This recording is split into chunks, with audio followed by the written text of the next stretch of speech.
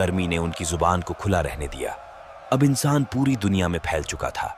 बर्फ में, रेगिस्तान में, जंगलों में, हर जगह अलग अलग बोलियां गूंज रही थीं। लेकिन अभी भी एक कमी थी। ये शब्द हवा में थे, बोले और गायब हो गए। इंसान के पास अपनी यादों को सुरक्षित रखने का कोई तरीका नहीं था। अब सवाल यह नहीं था कि इंसान बोल सकता है या नहीं, सवाल यह था, क्या वह अपनी कही हुई बात हमेशा के लिए बचा पाएगा? हजारों साल गुजर चुके थे। लगभग 5000 साल पहले मेसोपोटामिया की धरती पर इंसान ने पहली बार शहर बनाया। उस शहर का नाम था उरुक। यहाँ का बाजार आज के दिल्ली के चांदनी चौक या मुंबई के बाजार जैसा व्यस्त था। हर तरफ शोर था, भेड़ ले लो, तांबा ले लो, अनाज ले लो। लेकिन इस शोर के बीच एक बहुत बड़ी मुसीबत खड़ी हो गई। व्यापार इतना बढ़ गया था कि लोगों का दिमाग अब साथ नहीं दे रहा था। छोटे गांव में याद रखना आसान था कि फलाने ने मुझसे 2 बोरी अनाज उधार लिया है। लेकिन शहर में, यहां हजारों अजनबी थे। लाखों का लेन देन हो रहा था। व्यापारी डर रहे थे, अगर मैंने आज किसी को उधार दिया और 6 महीने बाद वह मुकर गया तो मैं साबित कैसे करूंगा? मेरी आवाज तो हवा में गायब हो चुकी है। इंसानी दिमाग का मेमोरी कार्ड फुल हो चुका था।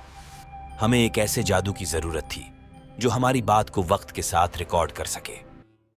और तभी इतिहास में एक ऐसे आदमी की एंट्री होती है। यह कोई राजा नहीं था, कोई सेनापति नहीं था, यह एक साधारण मुनीम अकाउंटेंट था। इतिहास हमें एक आदमी का नाम बताता है, कुशिन। कुशिन कोई राजा नहीं था, वह मंदिर के गोदाम का एक साधारण अकाउंटेंट था। शाम हो चुकी थी। कुशिन परेशान था।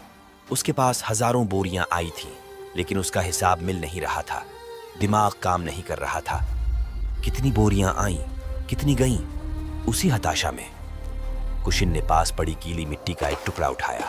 उसने एक लकड़ी की तीली रीड ली और उस पर अनाज का चित्र बनाने के बजाय एक निशान सिंबल बना दिया और उसके आगे गिनती के लिए लकीरें खींच दी। यह दुनिया की पहली एक्सेल शीट थी। लोग सोचते हैं कि इंसान ने सबसे पहले कविता या प्रेम पत्र लिखा होगा।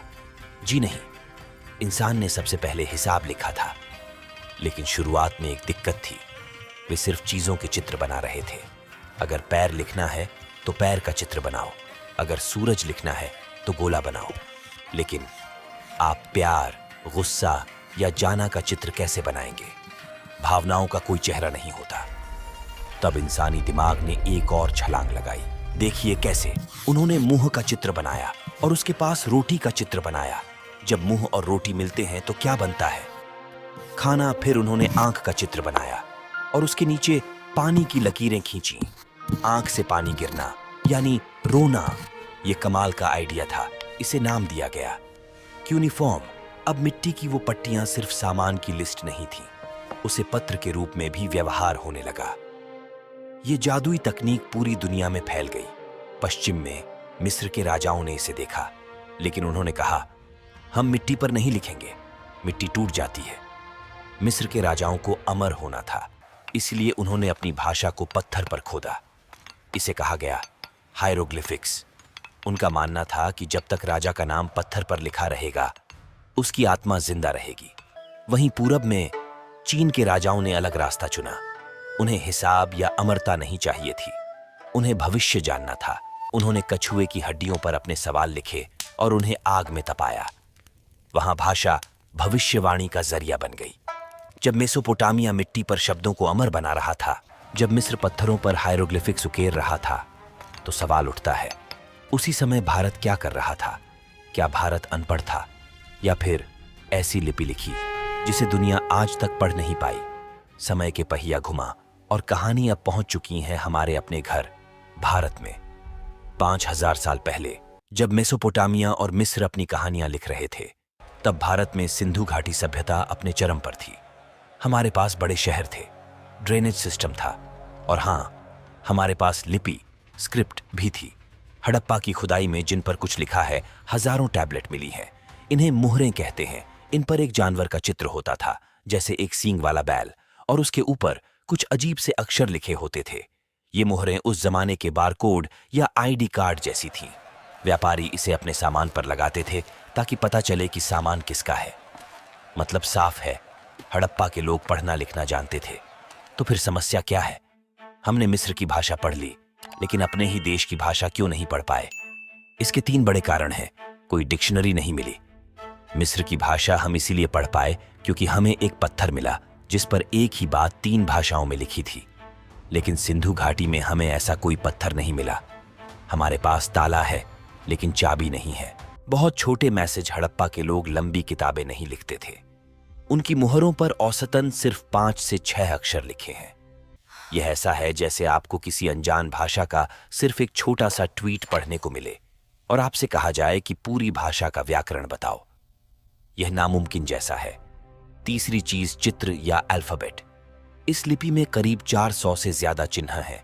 इनमें मछली का निशान बहुत आता है, कभी जार का निशान आता है। वैज्ञानिक उलझे हुए हैं, क्या यह आज की ABC जैसी वर्णमाला है या यह आज के इमोजी जैसा है, जहां मछली के चित्र का मतलब मछली नहीं बल्कि कोई आवाज या सितारा हो सकता है।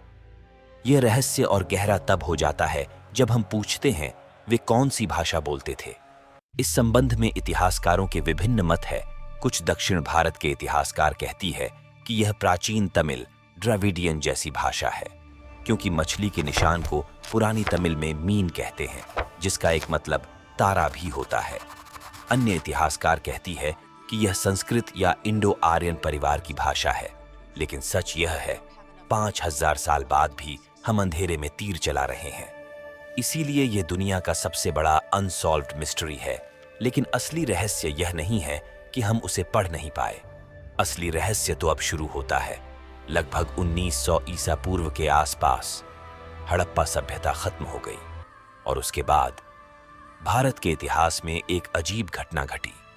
अगले 1500 सालों तक हमें भारत में एक भी लिखी हुई किताब, पत्थर या शिलालेख नहीं मिलता।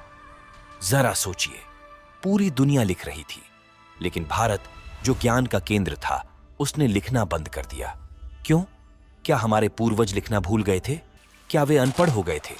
जी नहीं, उन्होंने जानबूझकर एक ऐसा फैसला लिया था जिसने दुनिया को चौंका दिया। उन्होंने कहा, हम अपने ज्ञान को मिट्टी या पत्थर पर भरोसा करके नहीं छोड़ेंगे, हम इंसान को ही किताब बना देंगे। हमारे ऋषियों ने एक बहुत बड़ा खतरा भांप लिया था। उन्होंने देखा कि मिट्टी की पट्टियां टूट जाती हैं, पन्ने गल जाते हैं, तक्षशिला और नालंदा की लाइब्रेरियां जलाई जा सकती हैं। तो ज्ञान को अमर कैसे करें? उन्होंने एक तकनीक बनाई, श्रुति और स्मृति। इसे आसान भाषा में समझिए। यह दुनिया का पहला ऑडियो रिकॉर्डिंग सिस्टम था। गुरुकुल में गुरु अपने शिष्य को वेद का मंत्र सिखाते, लेकिन यह रटना नहीं था, यह कोडिंग थी। हर मंत्र का एक टोन था, एक पिच थी, जैसे संगीत के सुर होते हैं। पिता ने बेटे को सुनाया, बेटे ने अपने बेटे को। बिना एक शब्द लिखे हजारों साल तक लाखों मंत्र पीढ़ी दर पीढ़ी दिमाग से दिमाग में कॉपी पेस्ट होते रहे। इसे मौखिक परंपरा या ओरल ट्रेडिशन कहते हैं। इस सिस्टम की ताकत देखिए। मेसोपोटामिया की मिट्टी की पट्टियां टूट गईं, मिस्र के कागज गल गए, लेकिन भारत के वेद, वे आज भी वैसे के वैसे हैं। आज 3500 साल बाद भी जब कोई दक्षिण भारत का पुजारी और उत्तर भारत का पुजारी एक साथ मंत्र बोलते हैं, तो उनके उच्चारण में रत्ती भर का भी फर्क नहीं होता। ये इंसान की याददाश्त का सबसे बड़ा चमत्कार है।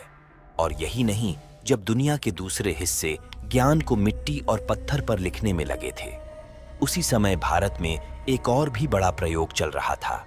लगभग 500 ईसा पूर्व भारत में पाणिनि नाम का एक व्यक्ति भाषा के अंदर उतर चुका था। उसने शब्दों को नहीं लिखा, उसने शब्दों के नियम लिखे। उसने बताया शब्द कैसे बनते हैं, शब्द कैसे बदलते हैं। यानी उसने आज से 2500 साल पहले ही भाषा की व्याकरण बना चुकी थी। उसकी रचना अष्टाध्यायी, लगभग 4000 छोटे सूत्र, इतने सटीक कि आज के कंप्यूटर वैज्ञानिक कहते हैं यह दुनिया का पहला फॉर्मल ग्रामर सिस्टम था।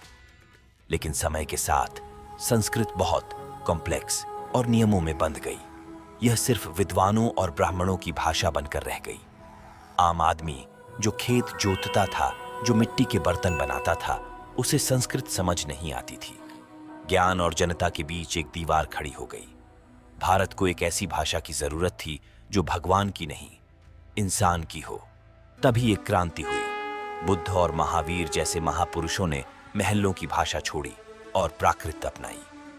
प्राकृत का मतलब है नेचुरल, वो बोली जो मिट्टी से निकली थी, जिसे आज हम पाली कहते हैं। जब बुद्ध ने पाली में बोला तो आम आदमी को लगा कि कोई अपना बोल रहा है। भाषा फिर से आजाद हो गई।